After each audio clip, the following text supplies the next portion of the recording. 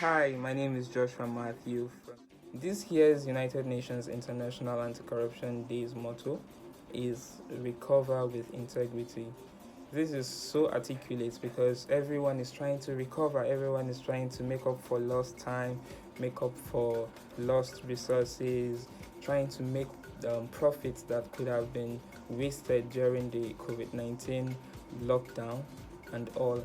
But one thing that is very important is that whilst trying to recover, we do this with integrity. We do not dabble or compromise negatively so as to maximize profit or quicken our recovery process. So it brings us to the matter of corruption.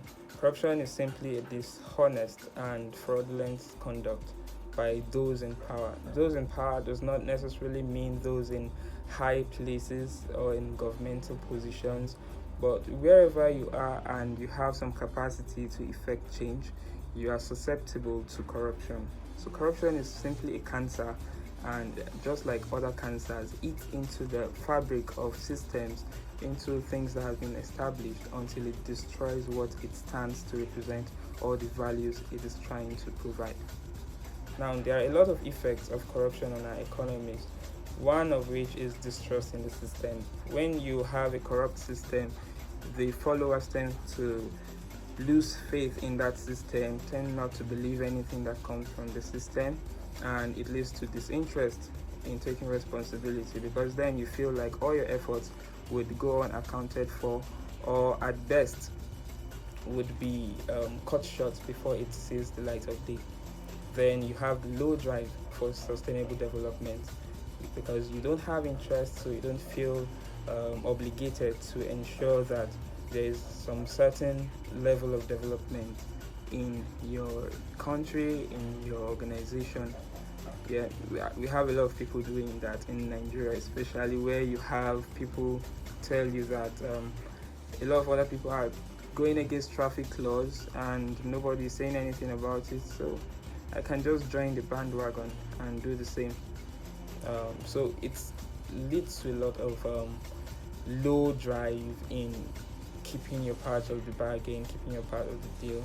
And again, we see some high increase in voters' apathy, because then they feel like no matter how I cast my votes, no matter how democratized it is preached to vote, it is never counted appropriately, because it is always rigged. Elections are always rigged, so you lose faith in the system, you lose interest in taking your responsibilities and playing your part in ensuring the government runs properly.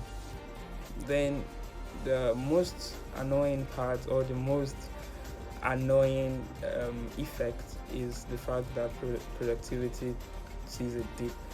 A lot of people, just due to all of the factors I had earlier stated, just rest on their hands and do nothing and feel like, well, come what may, I have done my best and what will be will be.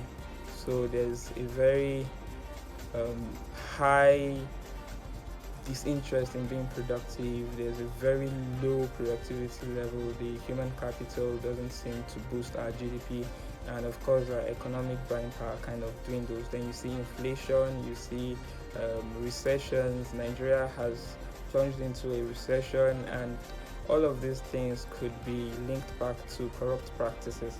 So how I'm going to take a stand in this fight against corruption is to first identify corrupt practices, avoid unnecessary gifts, and attract gifts that attracts favors, because then when people give you stuff that probably you've not earned, they expect something in return. So when they come knocking, you are kind of obliged to as well reciprocate the gesture, whether or not it is right, whether or not you are going to be doing that at the detriment of your organization or your country as a whole.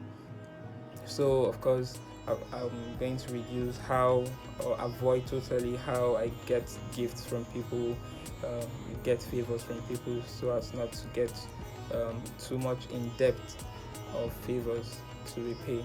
And again, I would always speak boldly, speak out loudly. One thing that is common during this COVID-19 and even during the NSAS protest, was the term Sorosuke, which means to speak out loud.